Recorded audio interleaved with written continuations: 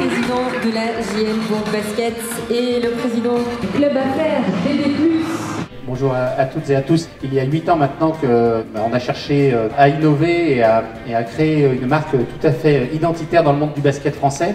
Typiquement, comme nos entreprises de notre beau département de l'Ain et au-delà aussi, on a cherché à exister en étant identitaire et donc en innovant. À force de prendre qu'une seule catégorie de morphotype, comme je vous le disais, on pouvait se priver d'un certain nombre de compétences et particulièrement celle de leadership. Aujourd'hui, nous avons travaillé tout le long de la saison sur 5 thèmes, 5 piliers.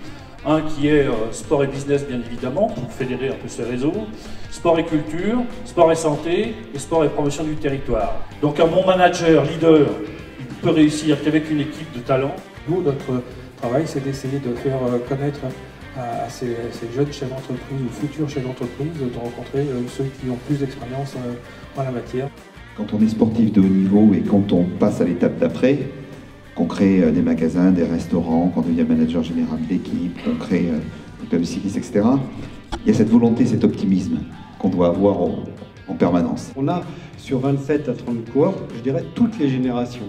Mais il y a aussi surtout les dirigeants. Une équipe cycliste, c'est un manager général qui est le patron de l'équipe, mais qui s'appuie sur 5 ou 6 directeurs sportifs. Un leader, il ne peut pas gagner sans le travail de ses équipiers. C'est impossible.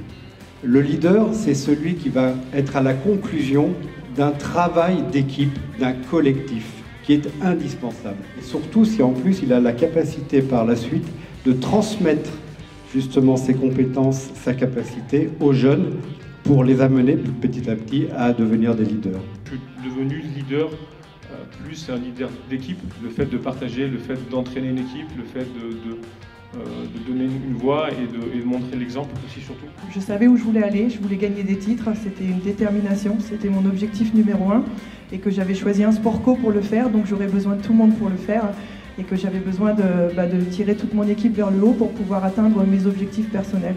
Donc la priorité, ça a toujours été d'être exemplaire et puis de montrer vraiment au-delà du travail cette force mentale qui faisait qu'en écoutant les autres et en connaissant très très bien mes coéquipières, j'arrivais à tirer le meilleur des autres et ce qui m'apportait beaucoup à moi personnellement. Là où la génération Y partait tout fait tout flamme, cette génération Z, elle veut une rémunération, une sécurité, un cadre qui est posé. Ils vont être très challengeants sur leur relation avec le temps. C'est une génération qui est née avec un smartphone au doigt. Donc il y a une relation avec la technologie, mais alors immédiate, opérationnelle et qui fonctionne. Point important après cette magnifique table ronde qui illustre vraiment le leadership dans le sport mais aussi en entreprise. Nous accompagnons au jour le jour l'ensemble des entreprises à partager. On va parler e-sport cet après-midi.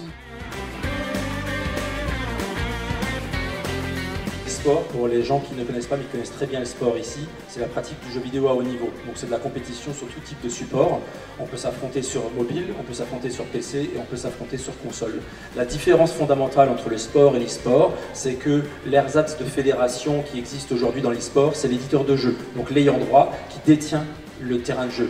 Sur l'activité médiatique, du coup, il faut comprendre que dès lors qu'il y a une audience, du coup, il y a fatalement une monétisation qui peut être mise en place. Plus l'audience est importante, du coup, plus ça génère d'argent et Twitch partage une partie des revenus qui sont générés avec ses partenaires directement. On se rend compte qu'avec des vidéos produites autour du jeu vidéo, en fait, on arrive à réunir un peu tout le monde et on raconte l'histoire à tout le monde et qu'il soit très initié au basket ou en train de découvrir, en fait tout le monde peut comprendre ce qui se passe. Sans opposer le sport et l'e-sport, puisqu'ils ne s'opposent pas, ils sont complémentaires.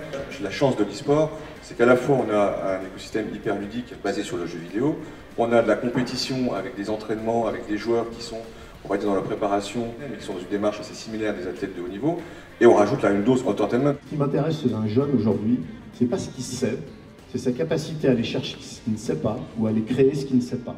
Et donc finalement ce qui m'intéresse, c'est pas ce qu'il sait, c'est ce qu'il est et c'est ce qu'il fait. Le métier de sportif de niveau, ça nous a permis de mettre un pied dans le monde de l'entreprise, d'utiliser un petit peu toutes les compétences qu'il y a autour de moi pour essayer d'avancer et de les aider.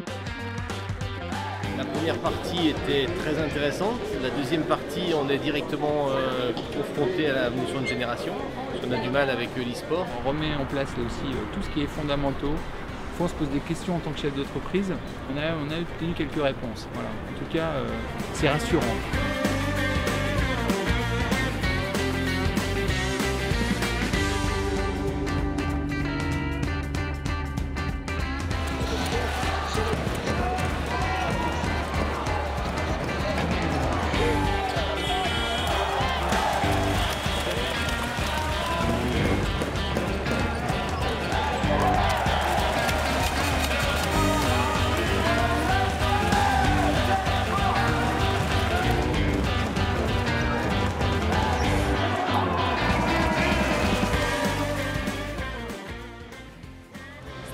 rassemblement.